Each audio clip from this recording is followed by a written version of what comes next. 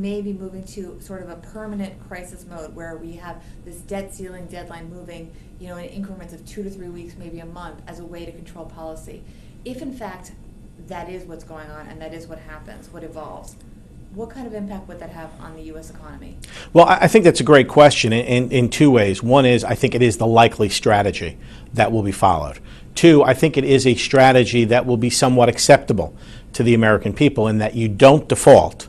But by the same token, each of those debt limit bills may have something attached to it that tries to move the funding forward in certain areas that become detrimental to the economy.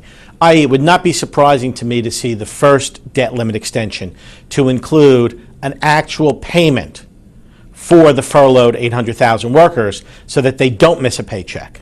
And as you do that, you begin to diminish the amount of negativeness that can come through from the news media and from the populace saying, real people are actually being hurt by this policy. Stop it. And then you get to slowly whittle down government to where you want it to be.